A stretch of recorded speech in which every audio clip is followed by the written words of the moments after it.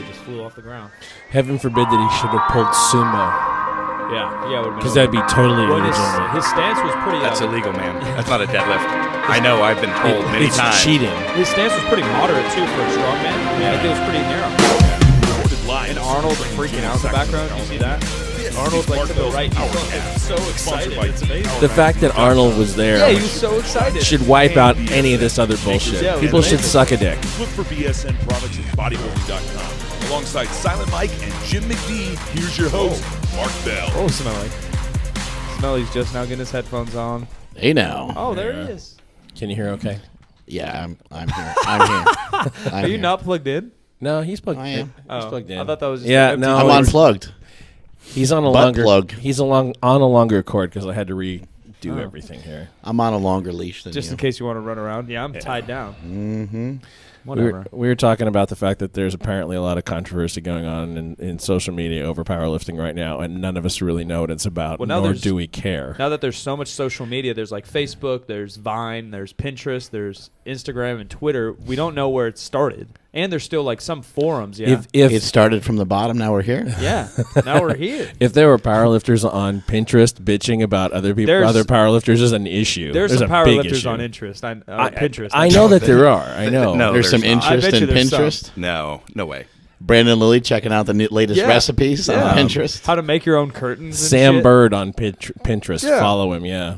Seriously, he See? has some good shit. I yeah. could actually see that one. Yeah, See, I he's got bet some Lots of- choice clothing, some nice accessories, and some home project stuff. That's very good. I highly recommend checking out Sam Byrd on Pinterest. I'm Hey, gonna now. favorite that one. yeah. I don't even know what that means. I've never fat been on Pinterest either. and I'm but old. You are old. Yeah, I don't know what any of that means. Pinterest. I don't know what it is. I don't know what it's like. I Social don't- media. Yeah, it's a social media. Ask your wife. That's. Isn't there some other new social media things going on? Oh, what was your Something brother else? telling us about Meerkat? Yeah, I don't know what I've that never is. heard of that. So Meerkat, it It sounds just like kinda announces creepy. where you are. or No, I something think it's a announces- video. I think it's like a webcam through Twitter, which sounds Yeah. really creepy. But Boar's like, yeah, you can run it through Twitter and like just You can do like a Q&A or some shit. yeah, I on your don't know, whole I'm so workout or something. confused. I don't know. Boar sent it in like an email too, I think, so that made it even more confusing. Oh, here we are on Pinterest looking up chocolates. Oh, would you look at that? Dark chocolate. If it's dark chocolate, it doesn't add body fat, right? Yeah, antioxidants. Cancel that out. Yeah. They cancel out all the calories. Helps with fat burning. Oh, my God. Oh my God, he is there. there. Yeah. I told you. I knew it was going to be a selfie. Oh, look, he's doing like bedroom eyes down there in the corner. I Yeah, it's like that. curtains, dark chocolate, like fresh strawberries, and then fucking jacked ass Sandberg He's, flexing he's in the mirror. pretty goddamn jacked. Yeah, he's huge. I think, however, this is not him. This is somebody posting a picture of him that he posted himself. Hey, Is now. that recently? He's huge. I don't know. Bottom right looks more like him right now. This is Yeah, that looks like the magic. He hit Mike up version. he hit up a pretty good deadlift a few weeks ago. I saw. What did he in squat in the cage? training? A 900. Yeah. Yeah, he hit a 900-pound squat. Yeah, he's a strong mofo. He came into our booth at the Arnold, and all of us were so busy. He just started standing there handing out magazines. And It was a nightmare. He said It hello was- to nobody. Yeah. He just comes in the booth and starts handing out magazines. I and, couldn't even wave. Yeah, I didn't none have of us time got to a wave. chance to say hi to him. So funny. He was there for like 15 minutes just passing out Power magazine. Yeah, shit was busy. So what's the controversy? Fucking Eddie Hall wearing straps to deadlift 1,000 That might be pounds? one thing. I don't know. It seems like that there's more than one thing. You got If it ain't one thing, it's a motherfucking other. Brandon Lilly disavowing everybody. I'll ask Kim right now because Kim posted about it. Okay. Put her on Kim? blast. Speaking of lifting straps, we got our very own cheater in the house today, Chris Duffin. That's right. In the hizzy. Chris Duffin is one of the greatest cheaters of all time when it comes to lifting straps. 900 pounds for 2, right, I believe, or 1.5 reps or something like that. Well, it's only like 300 pounds because of the straps. So. Yeah, Right. deadlift bar too, right? And if it deadlift bar, Beard. sumo. I didn't. It was sumo? It almost it was sumo. So it wasn't Security. really. It wasn't a real deadlift. it almost Yeah. didn't even happen. It basically it didn't. Wow. So, it pretty much wiped it off of existence. If there was a hate button, I'd hit it. I'd hit that hate button right now. That's what social media needs. Not a Sumo, dislike, but you a said the hate hate button. button. What kind of person does that? It's so disrespectful towards powerlifting. this is I what's was wrong just- with I the was, sport. I was trying to insult everyone. That's what it was. Just a low It blow worked? to Don't worry. society. I've been told how bad this was many times. So, Oh, okay, Yes, so you- yes, I've been. So you're not doing sumo anymore. Well, And you're not using straps anymore. I am a cheater. There's a very popular YouTube channel that describes pulling sumo like eating butthole. Oh, yeah. What's I your saw thoughts on that?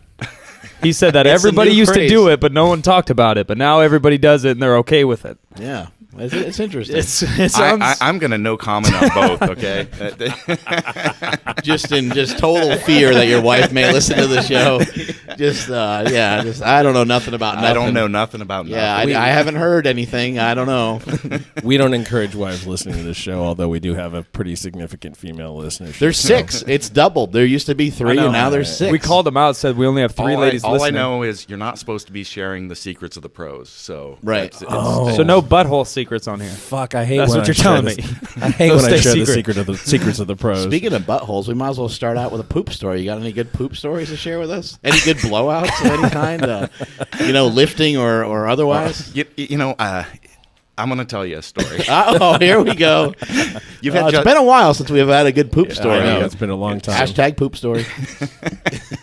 So, you know Justin Randall, right? Okay. I love where this is going. Sparky. Sparky. I love this is going already. So I went up to Washington to do a meet, and I'm cutting weight because I'm a cheater. And we've already got that. Yeah, from 275. It was like 280 actually, but And you don't have to actually make weight because you know whoever's running the meet, right? Exactly. Yeah. It's, you just Use some fake scale. I got Oh, you. my name's Chris, and it's all good. Yeah. But so anyway, I'm cutting weight, and my stomach is bothering me, but nothing can come out because there's no water in my system, right? So I finish, I go all the way, I cut weight, I get up there, I weigh in 220 on the nose, and I go down, start eating. And I've got, let's say 20 pounds of food and water I got to take in. And then it hits me a couple hours in. I'm like, oh, yeah, my stomach wasn't doing good. Yeah.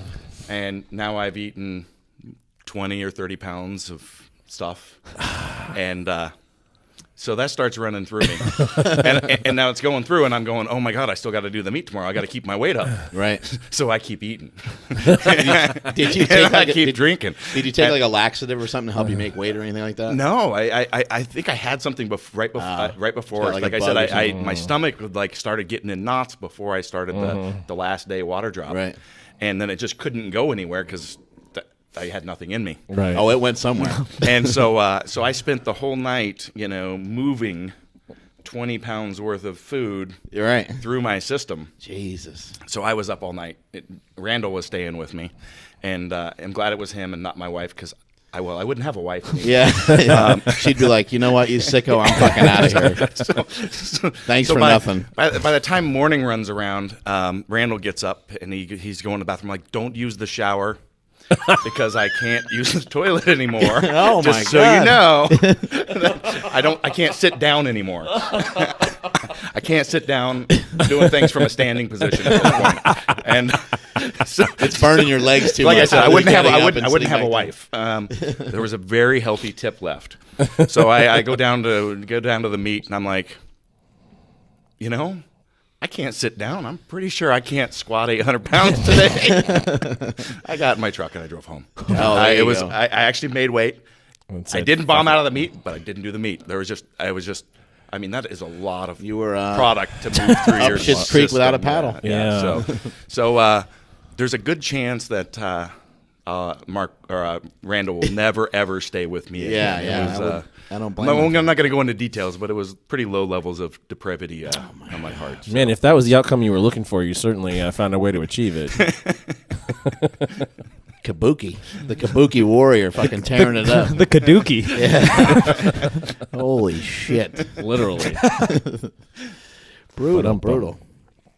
So anyway, speaking of cheating, you've successfully hit an 881-pound squat in a contest, which is a world record and also revered as one of the greatest squats of all time, in my opinion anyway.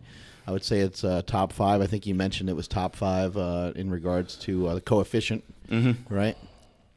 And just tell us a little bit about that day. Tell us a little about your preparation, going into the meet, and how long you've been powerlifting to kind of get to that moment. Well, I've been powerlifting for 15 years and training probably since like 1990ish or so. So it took a while. A little while, I love it when people Overnight sensation. People contact me online. They're like, "You look great," or walk into the gym. How long does it take to get like that? Yeah, how do I get abs? Is that like 6 months or like a How year? long you got? Yeah, Couple decades. couple decades of outworking everybody that you know. Right. But yeah, so leading into the meet, I was actually prepping for another meet, and I really wanted to know like where my strength was with the weight cut. I just recently had surgery on my arm, so I couldn't deadlift, or wasn't expecting to be able to deadlift heavy at that point. I hadn't been deadlifting in training, and but I wanted to see how the rest of it came together, and I felt really good with my squat, for sure. And I've had that 4 times body weight squat in my head for a long time. Yeah. So it's been a huge, just big goal out there for a long time for me. It was the heaviest 4 times body weight squat of all time, right? That's correct. Yeah. And so we're going into the meet, and I worked up to on my second attempt. I think I hit like 850 or 860, and it was a little slow, but felt fairly good. And I'm like, I know where I'm at for the meet. I'm actually done. So I walked over to my training partner and co-partner with the gym, Rudy, and and I said, that's it. I'm gonna pass on my third. And he's like, "Are you sure?" And I'm like, "Well, I'm gonna think about that because at this big meet, I want to go for the total, Right. and I'm probably not going to be going for just an all-out everything I've got just a squat." I got you. And We always suggest to our lifters whenever they're thinking about bowing out, we always put a number in anyway, because you can always cancel it right before you go. So I'm sitting there and I'm like, if there's one time, at the point I was thinking this is my last 220, that next meet was going to be my last 220 Right. meet ever, because my body weight just has been continuing to climb, and so I went, well, this is, if I'm going to hit it, it's either today or never. Right. This is my one shot, my only shot. Right. And but really, that's what was going through my head. And so it just, I could feel the hairs on the back of my neck just start standing up, and then it just went over the top of my head. They just kind of started standing on end. I could feel the adrenals, kicking in. Right. And so I had someone run up to the table and put in 400 kilo. Right. And I walked out there. And that 881, it was a legitimate squat. I've had a lot of haters Right. through my time, but I've had very few people that have ever come forward and anybody saying that was not to depth, that was a shitty squat or whatever. It was, I sunk it, Right. and I came up good, clean, and fast. And it was actually better than my second attempt with. It looked like you could have done more for sure. So, I was just ecstatic. I might even be more proud of my hops afterwards. If you watch the video, I got some big jumps in there. I saw you jumping up like a maniac. So, but that's what went down. When you actually did the squat, you said you felt fired up going into the squat. Did it not feel that hard just because you were so freaking fired up, or was it 881 pounds? Honestly, I can't even tell you what it felt like. Okay. It was so just over the top in the moment that I don't even remember what it felt like. Right. And up until that moment, you hadn't broken an all-time world record like that before, have you? No. Yeah, so that must have been different. Well, actually, for you. no. Actually, I did. So I had it already. I had the all-time for the squat at 860. Oh, okay. Which was, I think Sam Byrd hit like an 854 or something, and you hit the 860. Is that right? Exactly. So it was actually, the record was like at 815 from one of the Russian dudes. Right. And then Sam did a USA. hit 854 in Australia the year before. He ended up bombing out at the meet, but his squat was in. So he it went from 815 to 854. Right. And yeah, so then I had reset. I'd set it at like 858 or 860 earlier in the year. And Sam Byrd is an animal. Have you guys had a chance to get on the platform together? We did. Just we actually in Australia. We actually competed against each other in Australia, and Sam was a big part of me being able to make my weight cut at that meet. So I had a lot of weight to How cut. so? So I came in heavier than I expected to be. Right. And so I ended up meeting up with Sam and Brantley Thornton, who had the all-time record at 181. Yeah, he's a savage too. And I love that name too. Brantley Thornton. He's from like Kentucky or something, right? It is a badass name. Yeah. So we all started cutting weight sauna together, and I like where this is going. Romantic, Set the mood. romantic spa in Australia. I'm picturing you in leather chaps, Losing and a weight, cowboy hat. losing weight 10 cc's Actually, it's at pretty a time. funny. There's this photo that just won't die, and my wife hates it, and of course her whole family's seen it, and they love ridiculing me about it because I'm. Anyway, we're the three of us are down there cutting weight. I just stepped into the sauna, and I just had my skivvies on, and Dan Green and his wife come down there, Right. and I walk out, and next thing you know, Sparkle's got a camera and shoots this picture, and it's like everybody's standing there, and I'm standing in like my Speedo underwear, Right. which like my wife hates them, but but I was trying to wear a minimalist underwear for cutting weight, Yeah. and Fantastic. That's a good so it's a good Google photo. I think it's a really embarrassing photo for her anyway. I don't know. I don't care. But that's great. But Sam was helping you lose weight. yeah. So anyway, Brantley ended up he kind of bagged out early. He was unable, had some cramping issues. He ended up going up to the 198s. Sam was cutting to the 198s, but it was too much for him. So he stopped, but he stayed with me basically all night. So I ended up in the sauna for an all-nighter, and he just kept me going, kept me motivated, and he actually stayed cutting weight with me just to keep me going. Right. Even though he he's knew eating. he wasn't going to make it all the way to 198. Wow. Right. And it was the first time I've actually spent any time with Sam together. And I don't know if we need to say anything more about Sam Byrd than that right there. That's amazing. It was pretty incredible, and I wouldn't have been able to do it without him. Yeah. And then we ended up competing against each other because he didn't make it to the 198s. But that's pretty cool. But I think from that experience, I consider Sam a very good friend, and of just course. an incredible amount of respect for him. So. Yeah, I think from one world record holder to another, only you guys can probably really understand that high level, and that's probably why he stayed there with you, just realizing what a fucking bitch it is to drop that weight and to be able to perform at a high level. And what is it we say about that? Real recognize real. There you go. Real recognize real. We don't even know what that means, but we say it continuously. Because Matt Vincent screwed that up a couple weeks ago here, so we're keeping it alive. So you Whatever smash the world record squat, then you go into the bench and you have a failed attempt at a 500-pound bench, and it gets racked weird, gets racked unevenly, and you smash your hand. And there's blood squirting out of your hand. Your hand's all fat and swollen. Yeah, so I got this big, fat, swollen hand going into the deadlifts, and I haven't trained deadlift. And my elbow, I just had surgery, so I'm like, I'm going to do conventional at this meet. Right. I haven't pulled conventional in a long time because, there's no cheating involved with it. So I really don't want to be any So part what's of the it. point? But Yeah, it's sad that we even have video of you doing anything strong in a conventional style. So anyway, I pulled 705 or something like that. Felt easy. Actually, I felt I was good for like 780 or 800. Yeah, it looked very smooth. Looked easy. And so I went out there, went for 748 next, which actually would have taken, because by that time I'm like, oh crap, I got to run at the record today now. Right. But I only had a few fingers on the one hand and fat swollenness, so I kept trying to grip the bar to one side to offset it, and I was having grip issues. Right.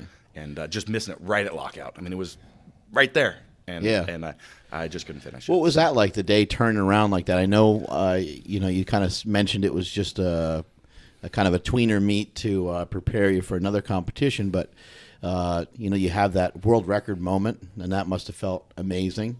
And then you go through some stuff on the bench press, and then you end up, here's a world record, all-time world record attempt total, and the motherfucker just slips right out of your hands. You have no control over it; just slips right out of your fingertips. It was, and you can see in the video, I mean, I was pretty frustrated walking away from that deadlift. Yeah, it looked like you were going to kill the guy behind you. Hey, he jumped all scared, the back spotter. Well, I was ready to turn around and kill the wall, and there was someone there, and yes, he almost got in the way of me and the wall and some killing. So, Right. but Move out of the way so I could beat up the wall. but I walked God away from damn that. it. It was there was nothing to be disappointed about. I mean, I did something that had been I've wanted the total record for a long Right. time too, But I did something with the squat that it was, something I only dreamed of. Right. And so there's, I could not be happy with that. You said you didn't train deadlifts for that meet. Is that because of injury, or is that just because you were so focused on the squat? And what did your kind of training cycle look like? So yeah, I've got elbow issues, and that's we talked about eating M&Ms was a challenge. Yes, they fall on the floor, and I think Show the camera. I don't know if you noticed last night when we were eating. Show the camera that you can't put your hand up to your face. Oh yeah, this. So yeah, when we're eating dinner, there was a few chips and things that would miss and hit the ground. Yeah, and my wife says I need, a shirt and pants sponsor. Yeah. Pants for my up and down weight or a swings, bib. and shirts because Yeah, one of those trough bibs like they make for toddlers. But so I've had surgery on this one and this one, but we end up with. So here's the issue here when I'm sumo deadlifting. This is how far away my arm is. For those of you not watching on YouTube, he's missing a good 20% or so, or maybe even more. Yeah, it's like 45 degrees. Yeah. Yeah. Missing a large percentage of being able to get his arm fully extended. So that's people, they're always, wow, Can't Hoist Gracie fix that for you? You've almost doubled 900 with straps. Why can't you? Right. Why is your deadlift and meet so low? Well, when I have straps, it takes the elbow out of the equation. Yeah. And so anyway, I had surgery on the other arm just specifically to try to get it straighter, so that I could go back to over-under and try to get a big pull in. Yeah. So, which was an interesting conversation with my surgeon. Luckily, he knows me and he got it. But the rehab process ended up being a bit longer because they went in a lot deeper than what they normally would. So they went in and pinned a bunch of nerves out of the way so that they could get in and remove a lot more bone tissue than they normally do. Yeah. Is it bone on bone kind of stopping you? Yeah. And so I wasn't really able to do. I started deadlifting, but it was actually hurting me, which that sort of pain isn't actually really common for me. So I basically stopped doing any deadlifts in that training for that cycle. Yeah. So how many times a week were you squatting then? I was just squatting once a week. Oh, wow. Yeah. So you have some sort of nervous system disorder of some kind that you mentioned to me the other day that you don't feel pain or something like that. Is that what the fuck is that about? Are you made of anamantium? I take a lot Like of Wolverine? I take a lot of flack for my all my shirtlessness training and stuff like that because pretty much Hey, I like it. I enjoy it. I know. I watch it in can slow mo. Why do you think you're here? Hey now. But so in recent, we only discovered this in recent years, but reflecting back on my life, I go, oh yeah, I remember I was in 5th grade, I broke my arm, and I went into the office at school because it happened on recess break, and I was holding my arm, and I walked up to the nurse and I said, my arm's broken, and she's like, no, it's not. I'm like, well, yeah, it is. She's like, no, it's not. I'm like, yeah, no, it's broken right here. She looks, it's not broken. You'd be crying. I'm like, well, it doesn't hurt, but it's broken. Right. I felt it. I felt this now. Yeah, it doesn't work anymore. So they went and reset it and went home, and my mom gave me half an aspirin or something. I'm like, oh, okay, whatever, I'll take that. I don't know if I need it, but so as I've gotten later in my lifting career, I've had these elbow issues, but no real pain with it. I ended up detaching 2 heads of my pec. I've detached my bicep. I've had multiple surgeries, teeth implants, braces, like all this stuff, and zero pain whatsoever. I'll walk out of surgery and be like, I don't need this pain medicine stuff. Right. What's that for? And so anyway, been open some discussions with my doctor and realize that's type 4 autonomic nervous system disorder. Right. And basically I don't feel what's called deep pain. So peripheral pain, like smashing my hand, that hurts. Right. Yeah. But tendon ripping off the bone, joint I see. issues, bone breaks, I don't feel that. But it also is tied to the regular other parts of the nervous system. So the ability to control heat, like I overheat really I'll fast. get you. Basically, I don't sweat. I do sweat a little. So the next step above this is the people that feel no pain and don't sweat at all. Right. So I'm like the step. We need to find those people. I'm the step down. I'm the step down. This is from that. X-Men type shit. So it'll be like 55 degrees in the gym. But what if I lit your beard on fire? It would hurt you really bad. Yeah, I could tell. So So anyway, is that's that story. Is the focus now, on the all-time total? What's the focus? What's the motivating? What's kind of driving you now? It is the total. So I'm trying to figure out, how do I get around this issue with my arms? I've been trying to figure out for a number of years, and so more You can recent. bench press more than help. What's that? Huh? What? I can. Yes. I think you can yes. bench press more than you deadlift less. You know what I mean? That's A hell of a That's what concept. you're going to show me today. Right? That's what we're going to So, work on. Yeah. I'll bench your squat. That's the method here at Super Training. Yeah, that would be nice. Yes, it would. So, I'm trying to figure out a way around that. Is a hook grip an option, or is that? So that's what I was trying to do, Yeah. because if I can get that, then it takes the elbows out of the Right. equation. So I spent a couple years trying to do that, but I do have a lot of swelling in my hands, and I think it's because they're downstream of the elbows. So like right now, my left, so it's close to a year now since the left elbow surgery, and my left hand is still more swollen than the right one. So the circulation may not be quite what it was before they started moving things around. Yeah. What if you got surgery to get larger thumbs?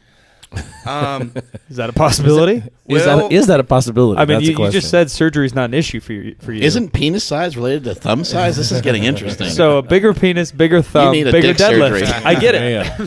I will just put it this way. If you go to a hand surgeon and ask them about, doing stuff like that, they might call you crazy. Yeah. I don't know this from personal experience. like, you no, just- that would be cheating. Can you just remove, I would like a 29 millimeter radius, right Yeah, here in this it's just a palm? gash.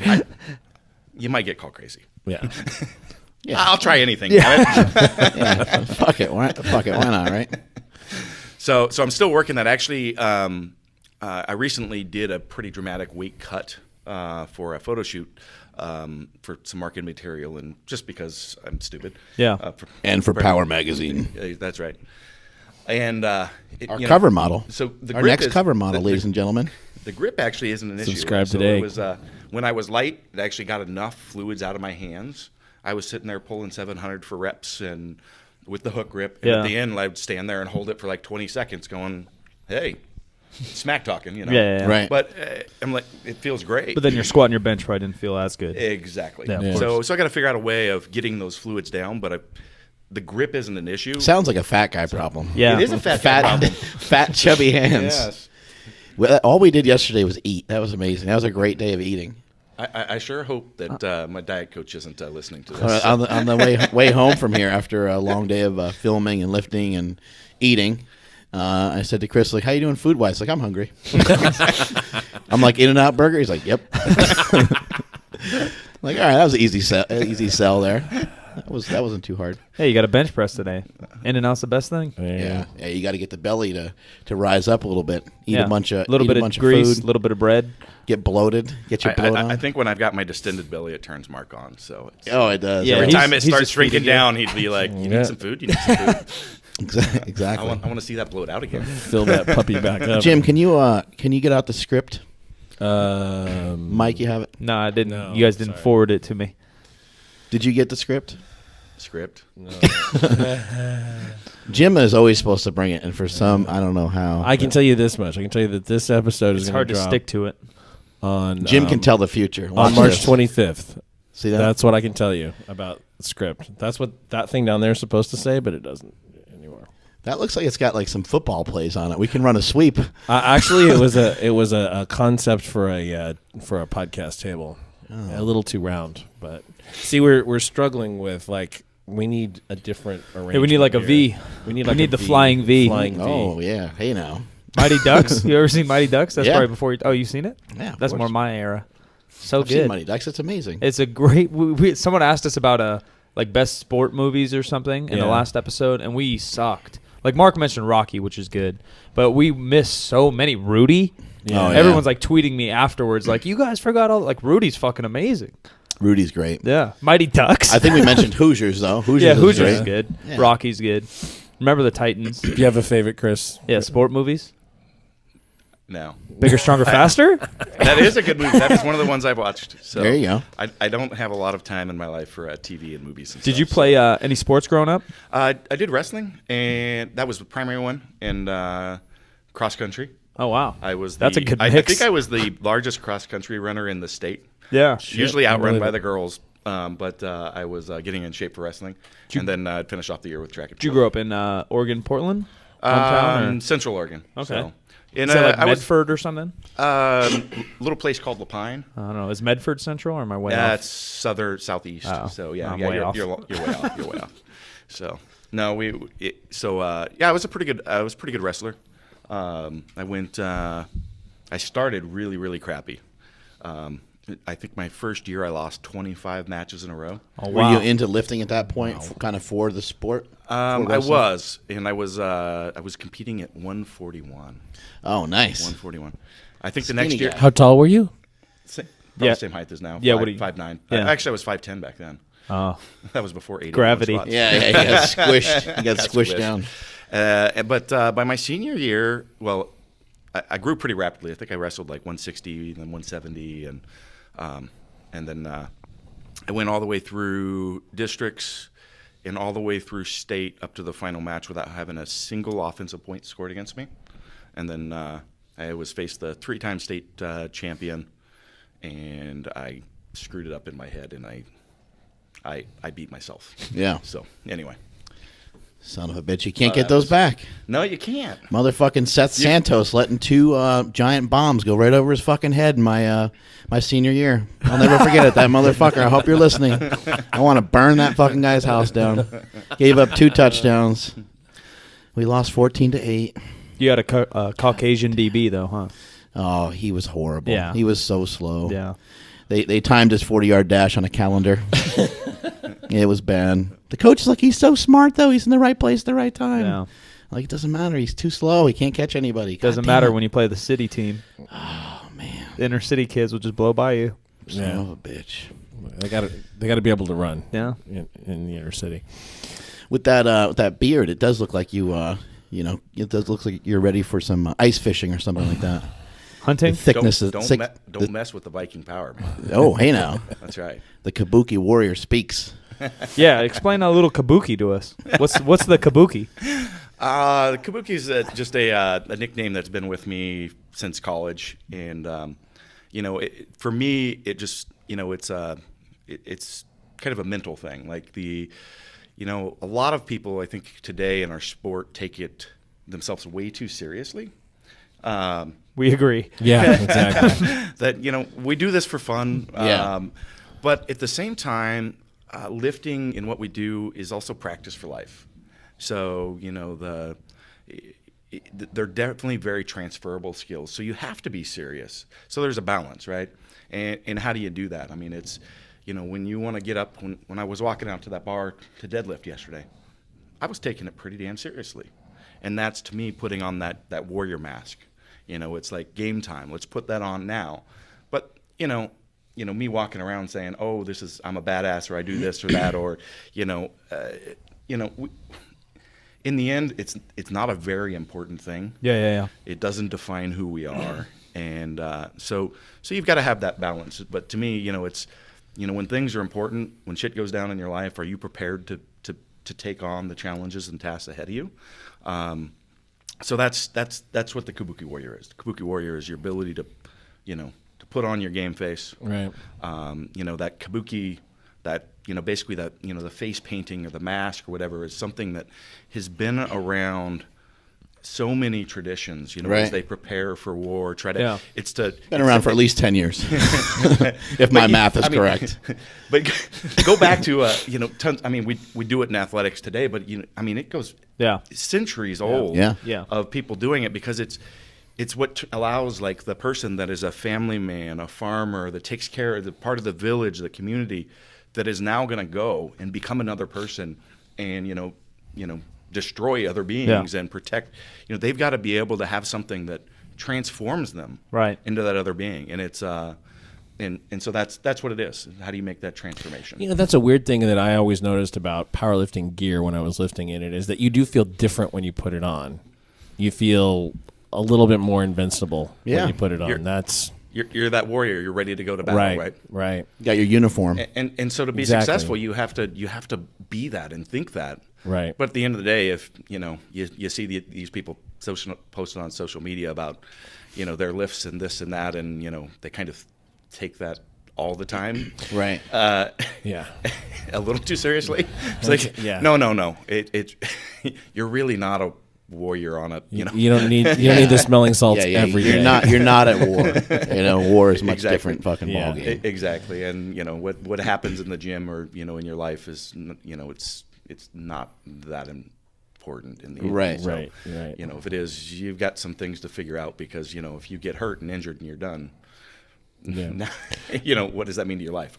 You talked about being busy. I mean, you probably, if the rest of your life is really busy, you can't afford to have an injury or something that's going to take you out of the rest of your life as well.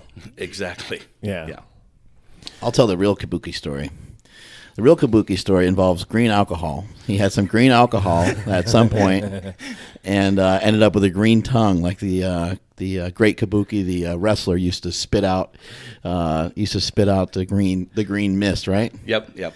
And Chris also shared with me a story that was very Goodwill Hunting-ish, where he was fucking lazy when he was in college. He didn't want to go to school. Yeah. But he would just show up on test day, and he would just look at the question, and he'd come in and just, right before class, he'd figure it out, he'd answer it, and then he'd leave. Damn it, I knew I shouldn't have told you these. And so that's where the legend of the Kabuki warrior first started to grow, I believe. Yeah, it was. So, yeah. I had to embarrass you a little bit. It's a decent, I don't share that story too much, because, I'm always professing about, hard work and vision Right. and, all these things. But at the same time, that's what I was doing at the time Right. elsewhere. But, I started college and I went, it's kind of easy. Right. Yeah. And so I went and started working full time. Well, it's important to bought a bring up house. because I started raising my sisters, but I didn't even buy books. Right. I would just show up at school on midterms or finals, take the tests, and I had the highest graduating in engineering GPA. Yeah, what a meathead, huh? So, but I wasn't, sharing a sauna with a lawyer. Yeah. Well, he is such a meathead that he almost missed his fucking flight out here. He couldn't find his fucking supplements. That's pretty bad. I'll catch the next plane. Where's my fucking branched chain amino acids? They don't have any supplements at Super Training. Yeah, right. I went bombing through the line yesterday morning, because the lady hands me the ticket. She's like, "You better run!" Hands it to me, and so I take off running, and I get up 3 fish oil falling out of your bag. I get up to the security line, and I'm like, screw it. I just start running right past everybody, going under the hoops. I'm like, nobody's going to say anything to me. Probably and not. I go straight to the front, right to the guy that's checking security. I'm barely breathing, and there's some guy back of the Why is the line guy back so there. red? Let him go. He's red. There was one person that said something. That was it. He's like, great. "You must be in a big hurry," or that guy saying to someone else. And I turn around. I'm like, "Yeah, I am." Yeah. And I handed the guy my ID and just went on. Jesus. But I think it's important to bring up your experience in college, because you're the kind of person that's really gifted at figuring things out. You're good with your mind, and you're good with your hands. You're working on. When I went to your gym a few years ago, you were building your own equipment. You had a bunch of your own equipment, customized things that I've never fucking seen before. Yeah, I try to figure out how to perfect everything. I just can't. Things can be better. Like Right. you said, my bench press, you walk up to it, you press a button, the bar raises and lowers. Nobody has to pick it up to change heights. It's on the bench. hydraulics, yeah. And Oh, really? Yeah. So we've got. That's fucking awesome. Yeah, we've got. amazing. We've got talked about stuff like that forever, Yeah, but like yeah. that's the only way in my head. Like, oh yeah, we could put it on an elevator, but like my head's like, oh, we could do that, but how we're not going to fucking do that. Yeah. Yeah, when I was at his gym, he had like some sort of power tool that he like stuck in the side of the bench and go, "Wah!" and then That's thing would just go up amazing. and then go down. That's amazing. Yeah. So now it's just there's a little handheld Yeah. pendant you touch and it just raises. You the get button. electrocuted a little bit, but it's We good gotta for make your it bench. fun. Yeah, So wake you up a little It's bit. good for your bench. So- transfer. So Transfers yeah, over. I try to perfect everything. Anything that I get involved with, I kind of take to the next level. Like I was telling you yesterday when we did with the interview, like when I lifted my tow rig, I looked at all the lift kits and stuff on the market. That's what people do is they go buy that and install it. And I'm like, I look at the design, and nobody out there that manufactures this stuff actually understands suspension design or steering design. So I had to design and build it from scratch because they're not done right. So now I've got this U-bend in my truck. It's bigger than hell, drives Oh, around on it was 40s. impossible to even get in it. It was huge. But the thing is, I can It's like getting a fire truck. I can bomb Yeah, over. yeah, I it can was bomb huge. over the mountain going 70, 80 miles an hour, and it handles better than stock. Yeah. And you're like, how the hell is that possible? That thing's taller than hell. Yeah. But it it drives like it's on rails. So because it's designed properly. And you went to school to learn all that. There wasn't any direct schooling on suspension and engineering. Right. Steering design. So that was all stuff I had to learn on my own. Yeah. It's just stuff you just played around with and figured out. For our audience who does not know, what do you do in your real life other than own a gym? Other than cheat with your sumo deadlifting. Sumo, damn it. That's what I do for a living, is sumo deadlifting. Oh, we didn't even talk about how bad you cheated on your squat. Your feet were out past your shoulders. That's because I squat. That's a sit when you No, sit. that's not a real squat. You got to go on the internet. If your feet are out past your shoulders, it's not a real squat. Yeah. So, the internet has to vote. Every And what time were you those squat. black things on your knees? I don't think those count. Oh yeah, you wrapped Wraps? your knees up with some Yeah, bandages those don't and count. stuff. Those don't count. Son of a, Oh, Just when you think you know somebody. Yeah, might as well use that. Did you know I had a belt on too? Might as No. well use Oh, that hydraulic oh. to lift it. All right. Oh my I've God. been told. Huge because asterisk next to this 881 now. I have raw with wraps in the title of my video, and I've been told many times it's not raw because I Wearing a have belt. wraps on, even though they can't read the title, and Right. you've got a belt. But so, Jim, back to your question. I do what's called operations management or running manufacturing companies. So the last 10 years has been like in executive roles, either like director of manufacturer, general manager, those type of roles, but basically running all the operations. So like engineering, procurement, the production management, production planning, all those will roll up So and a lot of report through balls me. to keep in the air. What type of Yeah, companies so- or stuff are you making? So I've done as general manager of an aerospace company for like 4 years. Making like rockets and shit. Yeah. What the? I've done automotive a few times. I'm doing automotive right now. What's aerospace? What's that mean? The fuck are you making? Well, if you ever got on a 737, I've made a lot of parts for those. So, Oh, Really? okay. That's nuts. so a lot of different industries. So our lives are in your hands every time we hop on Southwest. not anymore. Oh, all so, right. Not anymore. Now Blame it's every somebody time you else. get in a car. Yeah. So yeah, I've been working in the manufacturing environment since the late '90s. So, and then like I said, just continued to progress in that environment, and been working executive level stuff for a while. So yeah, it makes training a really challenge because you go in and from a work environment, there's a lot of things that fall on your plate. The performance of the company, everybody's jobs, like all these things, like. Ends up being stressful. Very, yeah. It's pretty high stress, and some days you walk into the gym after that, and you're trying to get under a bar, and it's like you just don't have the emotional or mental capacity anymore. Right. You can't just change it. I mean, you can't just shut off what happened for the day. It's hard. It's hard sometimes. Or it's just you're just depleted from it. So, Right. Yeah. Yeah. Stress is stress, Yeah. not just training fatigue, but life fatigue. Yeah. It all dips from the same area. Yeah. And that's one of the reasons I don't. I get a question a lot of times. Why don't you travel and do all these meets and I'm like, look at the guys that I compete against. Right. None of them really do. None of them really have families or jobs like that or the other. Right. It's like I rarely, if ever, even know when I do a meet like that I'm actually going to be able to do it up until the last the last few weeks because it's like, and usually I've made a lot of compromises in my training schedule and all those other things because that's not the priority. Yeah, I remember when I went up to your gym and hung out with you for a day or two up there that you were at that point like you were just talking about how much you were working 60, 70 hours a week or some shit like that, at that point. Yeah, so that was the time I just started working for the aerospace company, and I walked in and I'd met the owner, and he sold me on this story, and I start meeting with the different customers. So Boeing was the biggest one, but there's a few others, and I realized, oh crap, they're in bad shape. These customers are actually about ready to walk away from them, and this company is going to close down. Right. And financially, things are not working correctly. So it was a full hands on deck. At the time, because initially we were going to work on some projects together. Right. And I said, hey, Mark, here's some ideas. Let's run with this stuff. And I realized that I wasn't going to be able to follow through on those commitments. Right. And I think I told you so. You did. But it was full turnaround mode. And I ended up having to bring that company and get it turned around and sold to ensure that it was viable and going forward. And everybody, so it was a 4-year, basically, turnaround there. It was actually 2-3 years turnaround, and then a year of basically prep and getting it sold. So yeah, that was pretty challenging to stay focused on my training and do all the other stuff during that time. And so You were talking about college being relatively easy. When you were in college, what is it that you wanted to do? What was your plan? Did you have one? Yeah, Chris, what was your plan? I had no plan.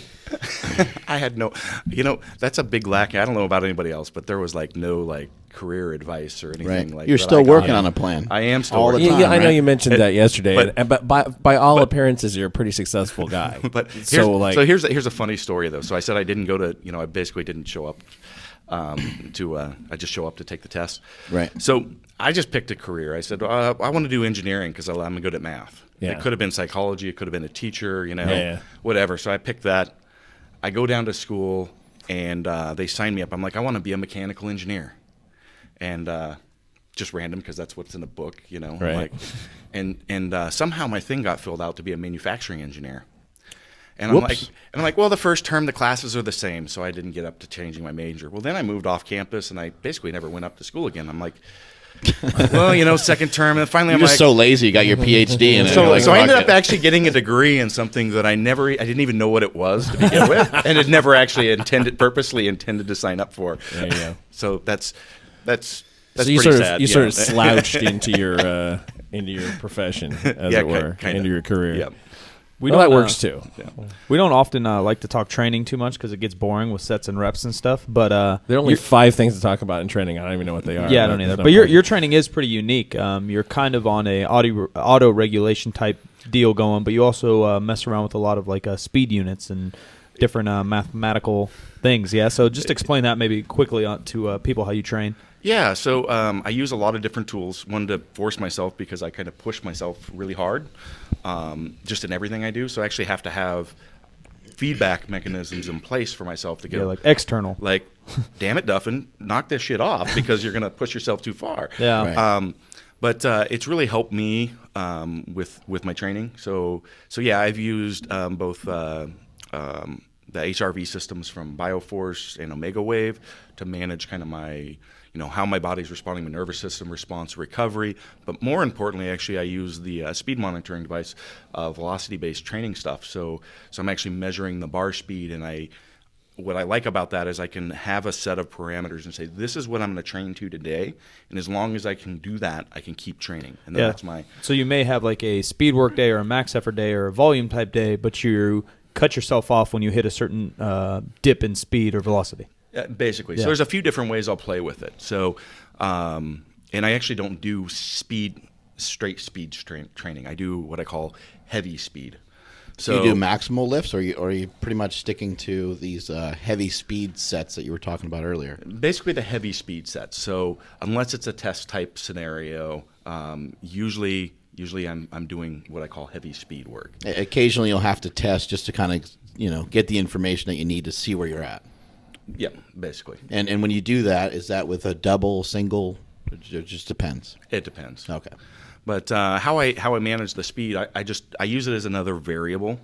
So instead of just playing with weights and sets and reps, I can actually use that as a variable. I can say, hey, I'm going to train with 675, and as long as I'm lifting the bar, I'm going to do doubles, and I'm going to keep lifting until as long as I stay above 3 meters a second. And so that may mean I can get 3 sets, and then it drops off. So next workout, I'm going to try to hit 4 sets. And next workout, I'm going to try to hit 5 sets, right? So I've made progress. Or I can say, okay, I'm actually going to train with the same weight, and I'm going to try to get faster. So next week, I'm going to try to hit 0.32 meters a second. Then I'm going to try to hit 0.35. So I've kept the same weight, the same sets and reps, but I've made progress. And you're also Or- improving your form along the way. Exactly. If your speed is similar, odds are that your form is probably similar. And then I may take it another step and go, okay, I'm at 3 meters a second with 675. So next week I'm going to try to hit same 5 sets of 2 doubles, and stay with 685, then 695. Same speed, a little heavier weight. How do you choose the weights you're working with? The loose percentage or I have no idea what percentages are. Yeah. It's way beyond my mental scope. I don't play around with percentages. Yeah. So it all comes down to a bar and how it's moving. Yeah, and choose a weight that you think you can move that fast. So I've got. Is week 1 a little bit open after saying what you just said? So, like I said, I could be picking from any one of those, and I'm just finding out where I'm at. Right. Establish the baseline and try to either improve the weight, or improve improve the speed, Right. or improve the number of sets, right? So any of those variables allow me a whole nother thing to play around with. And then I'll just try to improve it over a few weeks, and then I may change to doing a buffalo bar or doing it with chains. Does video give you enough information or not really? So once you've been doing it for a while and you've got a baseline, I can do it visually. Right. So. Because what we see a lot of times in here, Jim, obviously has been videoing this stuff forever, and what we end up seeing is, a lot of guys are shaking and shimmying and all these different things on a walkout or something like that, or even just standing up with the bar, and you're like, holy shit, the guy's gonna die, and then he nails a lift. We go back and watch it on video, and like, oh, it didn't look that bad, because you don't see all those little nuances in the video. So, when I don't need that monitoring device, but at the same time, if you don't have it, sometimes you always want it, like if you're doing speed training and you go, was that faster than last week? Right. Was it faster than the week before? Was it faster? Oh, yeah, that was faster. Yeah. Oh, yeah, you can add some weight. That was as fast, right? But if you know that you're going to measure it and you've got that feedback, that can help you be a little bit more honest and not have, the scope creep. When I think a lot of beginners, or I guess it's maybe by personality, but I think especially Mark and I are a little bit more like you, where we'll drive ourselves into the ground before we'll underwork. Right. So I lift 400, or even yesterday, you were helping me with my form, so things were a little weird in the deadlifts, but I grabbed 585 and I was like, fuck, that's heavy. Well, I've probably just been kicking my ass for the last 3 weeks, and I don't know it. Right. Yeah. Whereas if I'm regulating a little bit better, I'll tone myself back so I'm a little bit fresher every week. And so that's what I like about those other tools that I've got, is you can look and see, I'm recovering well. Yeah. I'm not. This is the day I should go for it. Yeah. Or you said, was it HRV? Yeah. That's just explain to people real quick. Heart rate variability. So it's a way of basically measuring your nervous system. Joel Jamieson. Response. So Joel Jamieson does the BioForce one. Yeah. And you just checks your thumb or pulse or something in the morning. Kind of gives you a rating of what you're doing, right? Like a yellow, green, red. So yeah, I'm trying to remember the science. It's actually been a while since I've read Joel's book. I think you pull a chunk of your hair out, right? Put it in a cauldron. Blender. A cauldron. It's your first piss of the morning, right? Something like that, right? And you mix it with a blade Where's of grass. the hair come from? So it's actually measuring the variability. Pregnancy test in there too. I think, yeah. So it's measuring the variability in your heart rate, which is actually telling you your basically the response between your sympathetic and parasympathetic nervous system and how they're balancing against each other. So I think too many people get caught up in the overtraining's bad. You think? But it is going to downregulate you, but that's okay. If you're actually training in that space and still making progress, you're making progress, and if you recover. So as long as you know where you're at and how you're responding to that, you can still move forward.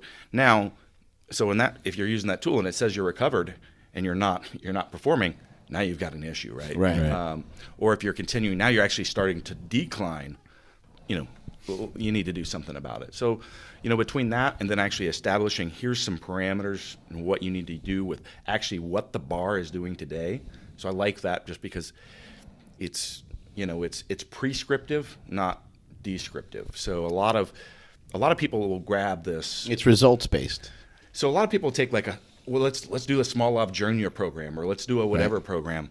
They don't realize that program was actually a coach working very closely with an athlete over this 12-week period. They're watching them 24/7. And they're watching and doing exactly what I'm talking about, but they do it maybe visually or whatever. And they're going, this is how they're responding, and this is what we're going to do next week based on last week. And this is what they don't have this whole thing spelled out over this 12-week period. We tried to explain this is exactly what we're going to do, right?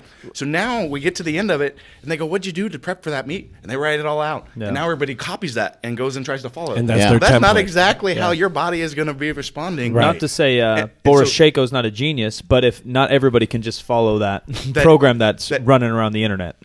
Boris Shako is a great coach, and a great programmer, but that is a For his athletes. That is a descriptive program. Yeah, they probably sleep at his house. Not a prescriptive program, and you have to understand the difference. So it's retrospective. This is what happened, not this is what we're going to do. This is what you need to do. Exactly. Those are two different things. Right. And that's the big big Yeah, thing. people are oh, I ran Shaco and popped my ACL. Well, you're fucking training way too hard for your little body. You've got to understand the difference between descriptive and prescriptive training, and that's what those tools that I use allow me to do. Is go here, I can take it and take a client or someone at the gym and say, I don't actually have to tell them I need you to do this sets and reps and whatever. I can say, here's your parameters. You can train within it, and it actually allows me to do prescriptive training. Yeah. Without actually spelling out exactly what needs to happen. Right. So you bring some of those units with you? I brought one. Yeah. Maybe we'll dick around on the bench a little bit. Yeah. I don't think I've ever played with one. So, is it like an app on your phone or something, or to the laptop or something like that, or how do you get the information? Yeah. So I've got two different ones. One's called Gym Aware, and it's the more precise one. Mounts to the floor, and then you've got a tether that goes to the bar, your hand, or dumbbell, or whatever it is. But it links to an iPhone, iPad, whatever. And then I've got a newer one from a company. It's out of Canada, but Elite FTS sells it. Called It's Canadian? I don't want it. Calls it Push Band. And so I just got that, and I'm playing around with that. And again, it links to our Android or Apple device, but it either goes on your wrist or your on the bar or whatever. So I've got that. It's definitely much more economical. Yeah, I know there's a company coming out with one that's like a Bluetooth collar. That's basically what it is. Oh, maybe that's the same thing. The one, yeah. I've seen it on the Instagrams, but I haven't looked into it. Do you you also were using like apps on your phone or something like that too? Are those effective, or is that part of that that's system? part of it. So the app is tied to it's Bluetooth connected to the device. That is capturing the. And is it showing you the bar path and everything? It's kind of showing you all the different. The GymAware will do that. I haven't played around with the push band yet enough to know the depth of. Yeah, but main things you're looking at are bar speed. The main thing I look at is velocity. Yeah, but you're putting in the weight, so it's got power output. It's got you can basically know anything you need to know about what's going on with the bar.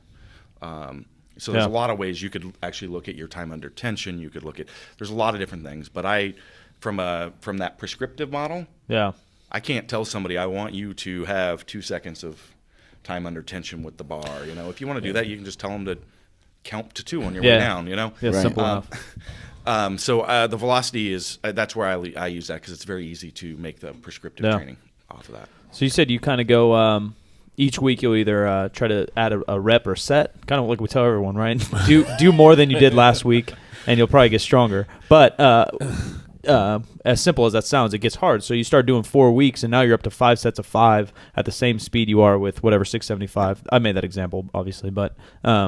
Do you ever take a deload? You said you switch bars here and there. I'll just change up. So I'll work on something different. Yeah. So from there I'll go, okay, what's my overall weakness? Am I feeling weak in the hole? So maybe I'll or maybe I'm feeling like I need more weight total, so I'll add chains. Or I may go, you know what, my work capacity's down. I actually need to get my work capacity up, so I may start doing sets of 7. Or do a really high volume 20 rep week, or typically work out every day. Or I go, my yes, exactly. So there's a lot of other things that I look at that I'm basing. But I'll bounce around. I'll change exercises. I'll change sets and reps. But it's all based on, analyzing what is the next step. Yeah. What is the piece that I'm a little bit weaker on right now that isn't exactly necessarily always pure strength. Yeah. Right? So how do I take that whole scope of my training and not just focus on moving my max up here? But if I look at boosting work capacity, where my work capacity, there's heavy speed, there's speed and hypertrophy, which is a little bit further down the paradigm, and then there's basically more just pure speed. So and endurance strength. Not to where you're getting into pure endurance and you actually slow down.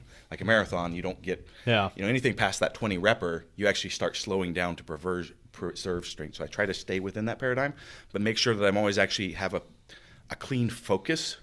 So unlike a traditional, let's say progressive, linear, standard periodization, I'm going to go 20 reps, then 18 reps, then 16 reps, then, what is your damn focus? Yeah. What are you trying to get better at during there? So if I'm counting. So with each piece, I just pick a certain subset of that paradigm. Yeah. So I'm doing doubles, or I'm doing 5-reppers, or I'm all the way down in 20s because I'm trying to. I'm either focused on speed and hypertrophy, speed strength, or I'm working on more of that work capacity and speed all the way down that paradigm. Out do the 20-reppers. 4-week blocks of each, and then kind of it varies. Analyze. It just depends on what I'm kind of focused on, what I think my weaknesses are. So I'll take just subsets through that whole paradigm, and then I'm always trying to move that whole thing up. Right. So you're talking about something that's self-critical. There's a certain amount of like insight, intuition that comes from it. Like this has worked before for me. I need to go in this direction, or I know I'm lacking here. I need to go that direction. Constantly correcting, auto-regulating, thinking about it all of the time. If somebody is not capable of that, what do you suggest? I suggest that they take a program that is successful, and they follow it. Mm-hmm. And they do it for 6 to 9 months. Mm-hmm. Then they pick another program, and they do that. And then after like 3 years, they go, if they haven't figured it out how to do what works right. well for me, and how do I respond? And now you can actually start putting those tools to place. Right. So you can't be constantly, I've been on this 2 months, and I'm not making, let's switch to the next best thing, There is no next best thing. The best thing is to figure out how you respond best to training. Right. And to do that, you need to pick a program, follow it to the letter, not changing it, whatever. Follow it to the end and do it for 6 to 9 months. Try something else, and then get some years under your belt doing that. And then that's how you learn how to actually work yourself. Everybody wants the results like yesterday, and they've all been in it for 6 to 9 months. Period. Right. Yep. So you've got to kill that training ADHD. So yeah, what I just described, that's probably pretty fairly high level stuff. That's right. People like me, they've been in the sport for a long time. This is how, if I'm training a client, this is actually what I would be analyzing in their training to take them to the next level. But if you don't have those skills, this is what you need. You need to get years under your belt, and with a consistent program for a period of time. And take the ADHD out of it, follow it through the end, and learn how you respond. Right. So, you were mentioning to me, I thought it was interesting when you're saying you do the high level of sets. You try to add sets per week, try to make sure you're moving at a similar speed. And you mentioned about the setup. Can you talk a little bit about that? Because you're doing many setups throughout the workout because of the high level of sets. Yeah. So we take the heavy strength piece. That's the most important piece for me, right? So if I hit 5 doubles, and if instead of doing 5 doubles, I could have done 1 heavy triple to failure, I would have only got set up to the bar once. Like I would have walked up there, been mentally prepared once for that big heavy unrack. That go through that whole checklist of things exactly, that you need to go all through. The things like, later we're going to film like what's the important things to squat. There's a mental checklist of here's the things. This is how I want you to set up. You're only going to practice that once. Yeah. You're only going to practice that once, and you're only going to have 2 reps that are actually the speed that you want. Right. And then your third rep, so 30% of your training is actually not what you want. And obviously you're practicing it in the warm up, but it's not the same because you don't have the correct amount of weight on there. Exactly. So that's my big negative with pure strength. Like the speed training in the 50% range. Right. Mm-hmm. You can get in and do it without actually prepping all the way. Yeah. Right. Am I fully set up? Am I can mentally not give a prepared? fuck Am I and just Am I squat. this and this and this? And you don't have to be there because the weight just doesn't demand it. The Right. weight doesn't demand that you have to be perfect, that you've got your mental game on, right? So with those doubles, you're up there in that what you can only triple. You've got to be set up right. So I've done 4 or 5 doubles. So that means I've got 4 opportunities for setups instead of 1. So Right. that mental preparation, that first one. And it means that my last rep wasn't what I wanted. So I just did 8 reps though. So Right. 7 out of the 8 reps that I did are the desired speed, that they're how I want them to be. What about adding frequency in the week? I know you said you kind of deadlift or squat once a week, but if you double that, I'm actually doing that right now. yeah, and get a little more of that practice. Yeah. So recently, I increased my volume pretty significantly with the diet, these diet prep that I was doing. Because he got fat. Yeah. And I found that I'm responding really, really well. I'm recovering better, basically with the intra-workout nutrition approach that I have, and so I'm playing around with that right now. Yeah. So last week I actually ended up, I think I had like 3 squat days in and deadlifted on Saturday, and then came back in and we deadlifted again yesterday. So With the help of some whiskey, I might it add. definitely helped. It definitely helped. It helped a lot. But so yeah, I think there's but you've got to see how you respond. Yeah. So multiple ways to skin a cat. yeah. So I'm doing it right now because if I squat a lot.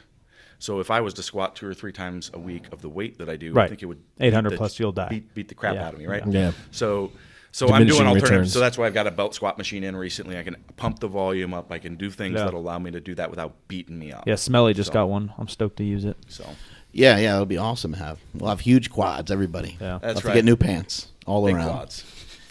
Whenever I, have guests here at Super Training, or when we have guests on the podcast, it's always interesting to hear, everybody's thoughts on these different topics, and they end up, all being very similar. They come into this similar conclusions, just in different ways. Stan Efferding, former pro bodybuilder and a high-level powerlifter, obviously, he talked a lot about the core when he was here. And he talked a lot about, if he can do something standing, he'll do it standing rather than seated, to try to involve his stomach, try to involve his core more.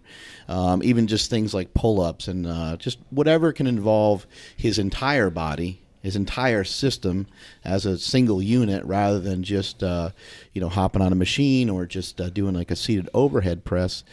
He's going to try to go more towards the thing that's going to work your whole body rather than just a single joint movement.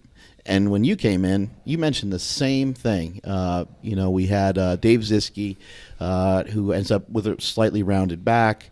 We had a couple other guys with some issues, and you just kept punching everybody in the stomach pretty much. That's what I got from the whole thing.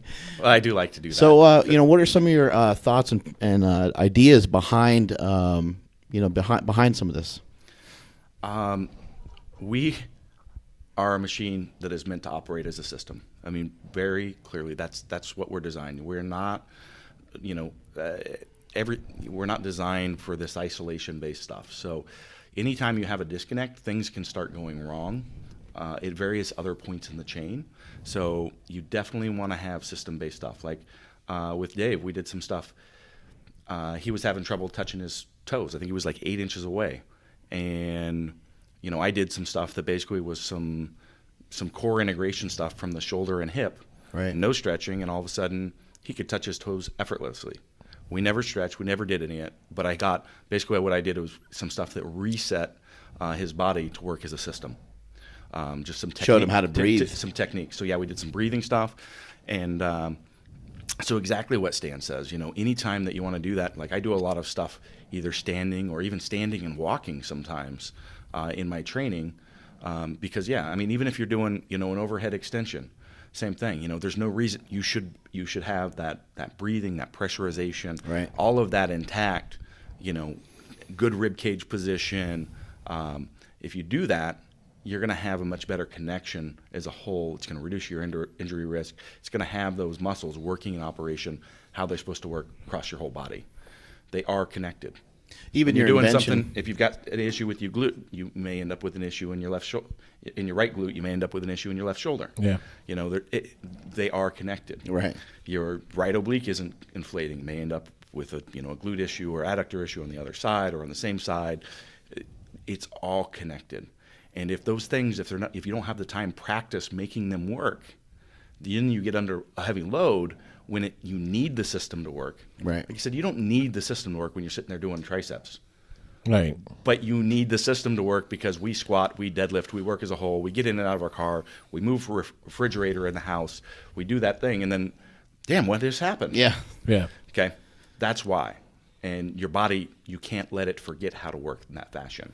Yeah, even with your invention, the shoulder rock, is when you hold it out away from your body a little bit, you'll notice that, it takes a lot of strength through the forearms, the wrist, even through your stomach. It's kind of a whole system type of movement. And, a lot of people are now using it and getting on board with it for shoulder rehab, but it's kind of working your entire body, right? It is. So there's, in the coaching videos that come with it, are based off of those reset philosophies and the core integration. And that's where the power of that device comes from, is, actively mobilizing all those areas, strengthening while having that all tied into that core, which is going to affect everything all the way through. So, yeah. Yeah, you and I talked about, having like knee pain. And you're like, okay, well, we got to start with the way that you're standing and start with the way that you're sitting and start with X, Y, and Z. And you mentioned with your job that you end up sitting at a desk quite a bit. And with the multiple injuries that you've had, you've done anything and everything you can. You'll get up at your desk and you'll start doing some of the drills that you put me and Silent Mike through right there at your desk. But a lot of times when you're talking to a client or you're talking to somebody who's like, hey, my knee hurts. What is all this shit you're showing me? It's my fucking knee. I want you to work on my knee, And so you run into that a lot. A lot of people, they're not grasping the whole concept of it's a full body thing. They embrace the whole thing. They do. I don't get a lot of that much anymore just because of the credibility standpoint. Right. People know that I know what I'm talking about. And so they'll listen. But I could definitely see that for a struggle for someone else that's just, a trainer or whoever going, why are you teaching me to breathe? Yeah, right. I have shoulder problems. Yeah, What is this breathing I've junk? been breathing for 30 years. Exactly. I know how to right breathe. here. It's so bad. Over here, doc. No, Yeah. right there. That's so I could definitely see that as a struggle. And right. like my doctor friends, I hear that actually quite a bit. The whole thing, they're like, they have, people question them, why are you teaching me breathing? The problem's over here, and they get Right. that all the time. Right. So yeah. They don't see those things as symptoms. Yeah, especially with a normal clientele. I think like with the people that we deal with, like athletes, a lot of times they understand that breathing is important. They may not know exactly how to do it, but they know that it is, they know this stuff is important. So I think we probably actually get a better response than the people dealing with the regular population that's sedentary, sitting around Sunday watching football, and right. that's all they, that's all they do, and they know that now they threw their back out. And I think that some of us definitely have had the experience of being with a practitioner who is able to say, you say, I got this problem over here, and they go to another part of your body, and they go, are you sore right there? And you go, yeah, what the fuck? And because it's, once you've been through that experience with somebody, then you stop to questioning, and then you realize that there's more going on than you're conscious of, and that person has seen enough to be able to tell you kind of what's up. So, yeah, and the stuff that I'm, the philosophy that I adhere to and have been trained in is basically saying, anybody that starts with the area of pain is lost. That it's all about finding where the painless dysfunction is and fixing that. Because most of the time, this knee pain is because we're compensating. It's a compensation pattern. You're doing something shitty something else. somewhere. Yeah. We've got this issue over here in the hip, and maybe we have the issue in the hip because of the core or whatever it is.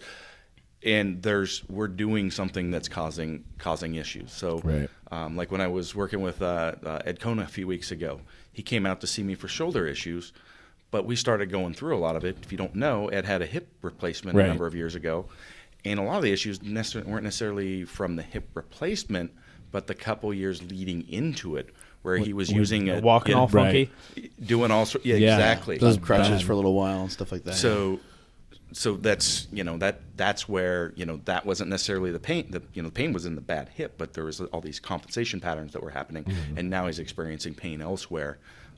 So once we started working those issues, all of a sudden the guy's moving around like he's a kid again, and he's all giddy and jittery because he's like, I can't believe this is I move so well. That's great. Yeah, he gets fired up. So you're an inventor, you're an engineer, you're a father, you're a husband.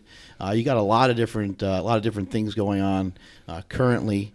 But I was really touched when I saw your story on EliteFTS.com a couple months back. You were talking about how you grew up. Can you share some of that with us today? Yeah.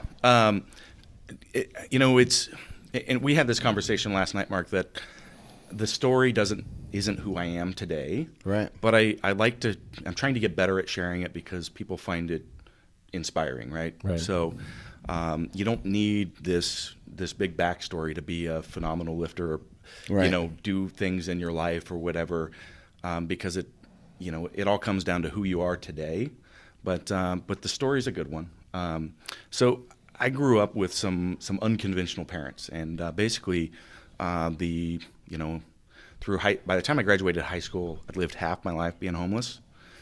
So we basically lived in the woods. I was telling you a story yesterday, which we missed last night, that missed in the interview yesterday. But there was a time it was in Northern California. We were up in the mountains as usual, and there was rattlesnake dens around. So we had lashed up poles into the trees, and we were sleeping up. Sounds terrifying. Up in the trees to keep away from the rattlesnakes. My mom was pregnant at the time with my second oldest sister, and we didn't have transportation because we were just up there, and Right. she ended up having to flag down a dump truck that was coming out of the mountains. And so she rode in the back of this dump truck, bouncing around all the way down into town to the hospital. So she got the dump truck pulled up to the hospital, and she hops out of the back of the dump truck and has our sister gets, I don't remember, I was too young, I don't remember how she got back up in mountains, but she's up there feeding my sister, and there's this rattlesnake coiled up behind her. Jesus. Oh my God. So why does it have to be snakes? by the way, that's when I was taught to how to catch and kill rattlesnakes at that age too. So Yeah, I can imagine. The alligator, rattlesnake hunter. But there you go. So yeah, we spent a lot of time. I mean, that was our growing up. So there was a lot of poaching of animals and foraging for mushrooms and just very, very unconventional living. And we did get taken by the state for a while. Spent some time in foster care, and then ended up restarting up in Oregon. So we had a year kind of a stability, and then kind of falling back into old habits. And we ended up back up in the mountains out in eastern Oregon, doing some mining and logging and stuff like that. And it was just, again, it is a lot different than I think, at least what I see today. Like my wife teaches in a very poverty-driven school, but everybody, like, I've gone and spoken to the classes and stuff, and they're all dressed nice and doing this. Right. I'm like, we grew up. I mean, we wore dirty clothes. You're like, we you had ain't nowhere that to poor. wash it. We had, once a week we'd fill up our jugs of water in the stream and set them out on the rocks and heat up in the sun and dump it over your head for your shower. And during the winter, we'd usually find some houses down in town. Sometimes it was like, there was a couple years we all lived in. I had 3 sisters and myself, and I've got a brother too, but he wasn't with us at the time. All living out of a 16-foot trailer, which that's basically about the size of this space here. Right. This is our living space in the dead of winter in Oregon in a couple feet of snow. Usually I was sleeping in the back of a pickup truck with when you were mentioning in a sleeping bag, freezing my ass off. You were mentioning, living in the woods. Were you guys finding some sort of shelter? I mean, it must be cold and rainy and so on, right? So yeah, I mean, a lot of that living in the woods time was during the summer. So we'd be, we'd be in tents, or like I said, there was a couple years we had that little trailer, and I was sleeping in the back of the truck through the winters. During the winter, a lot of times we would move into town because we're going to school or whatever. But oftentimes it was a place with no running water, no electricity. Like in California, I've got I'll have to give you the picture. There's a good one. I want to go back there sometime, but abandoned houses, things like that, maybe so it varied around. Right. Sometimes they were places that we had electricity. Were there times where you just recognized, like, holy shit, this fucking sucks? Or was it just the way you grew up? It was just the way we grew up. It actually wasn't bad. There was nothing. Right. It just was. Was it a product of a compulsion about, like, your parents wanting to be off the grid, or self-sustainable, or what? I mean, they just out of curiosity, parents what was... were very intellectual, but just not grasping, not wanting to be part of society for some other reasons that I don't think it's appropriate at this time to get into. But like when we were in Northern California, I mean, that's, we were up in the Trinity Wilderness, which is like right next to Humboldt County, but further in. Is that like Shasta? Yeah, Kinda? further west, a little bit further west of that. But you know what people in the Humboldt area do for a living in the woods, right? Yep. So that's why we were taken by the state. Right. When we moved to Oregon, that ended, and but yeah, there was a lot of drug and alcohol, problems. So it wasn't the best environment, and then, in fact. So, like I said, I did well I was pretty intellectual. I did well in school. Although I was told I was retarded when I was, I don't think I told you that story, Mark. I was held back in like first or second grade I could understand because that. I was different. I was told I had learning disabilities and whatnot. Right. But later on, kind of, things changed. Do you think you learned a lot from? I mean, you're living out in the woods. Meanwhile, I'm a fucking fat kid in Poughkeepsie worrying about what Nintendo video game I'm playing, eating Doritos and stuff like that. You think you living in the woods and growing up in the environment that you grew up in, you think you learned a lot? I think it helped definitely develop my work ethic. I mean, my parents were always working. Very manual always something stuff. to be done, always right? and I was always put to work. So if they were cutting firewood, I was chopping firewood. If they were. So your physical training started at 4 years old. Yeah, if we were hauling water out to remote areas that needed water, I was hauling water out. And when we moved to Oregon, they got into mining. So I was 100, 200 pound pack of rocks on my back up the side of the hill. Yeah. Day in, day out. During the summers. And you guys are roughly the same age, right? Yeah. And so anyway, when I went to college, things at home really deteriorated, and that's where a couple years in, I ended up taking custody of my 3 younger siblings and pulling them out of that environment, and ended up raising all them through their teenage years while I finished my engineering degree and my master's, and kind of sorted things out in my own life as well, working through my own little demons and whatnot stuff. So. When you were younger, was there ever a time where you're at school and a buddy invites you over to the house or something like that, and you go over to their home and you see they have shit's different there? Yeah, and so like holy shit, you got fucking brownies in the cupboard. What the fuck? Yeah. So what is this about? That happened in first grade. I started I made some friends, and one of my friends, I started staying at his house. I'm like, this is awesome. So I'm like, every day, hey, I'd walk up. My parents would come to pick me up, and I'd be like, I'm going to stay at my friend's house. And I think I started doing that too frequently. Right. And they had this thing called Pop-Tarts. And so actually it ended up being it's kind of a pretty sad story because, I'd stayed at like my friend's house for 7 days in a row. And my parents, you can't stay there. You've got to come home. And I don't want to, and I threw a big fit, and anyway, that night, my friend's house burnt down, and his whole family died. Oh, so that definitely, combined with the other things, helped. I was a very quiet kid, and I don't think my mom says I didn't talk for a year after that. You're still kind of weird. I am a little weird. Yeah. Just to give you an update. But that's why we love you here at Super Training.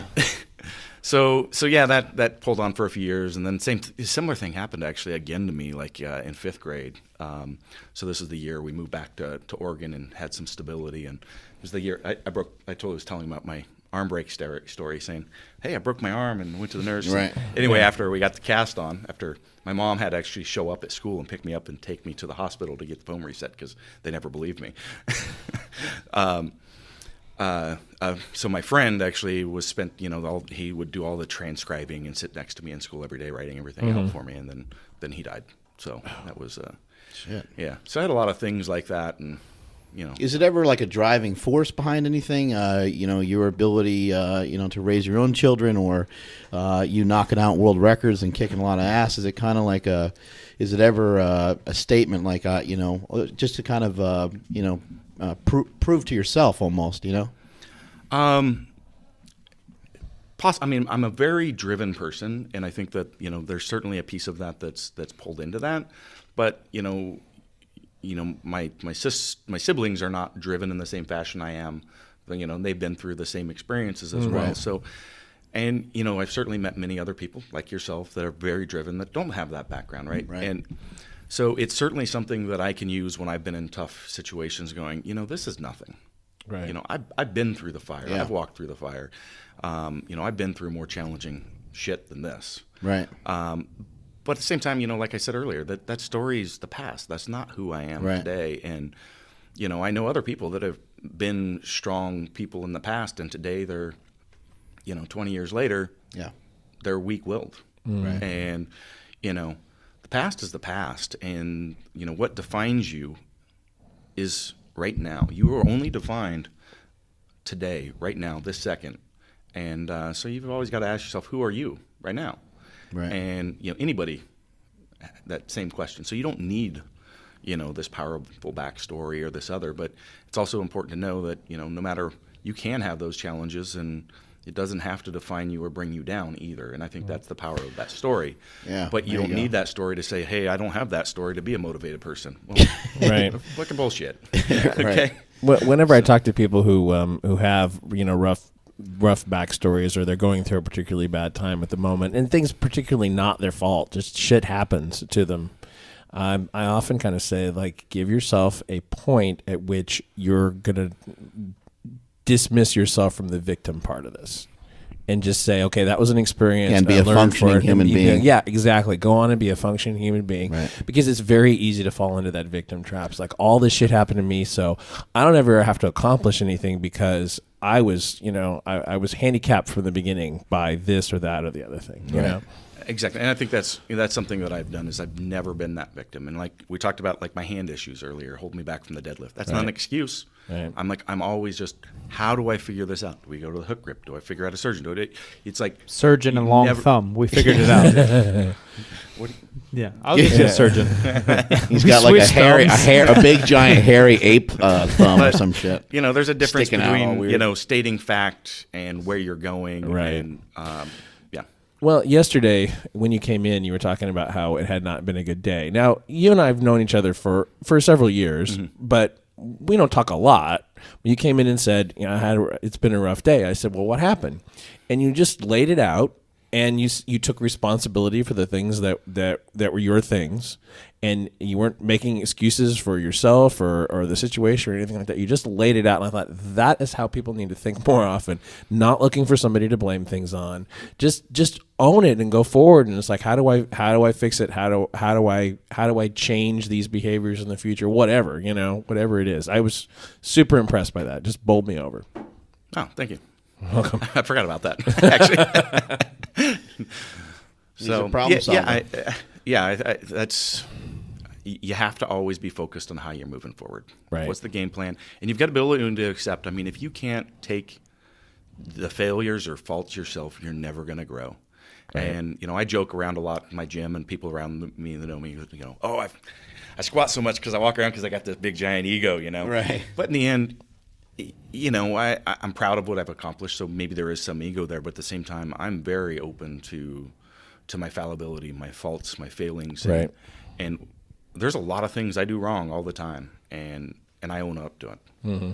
And I think that's one thing that's made me a good leader as well. And, people know that I speak with authenticity in the work that I do, but when I'm at fault, I'll say, this is me, I'm wrong.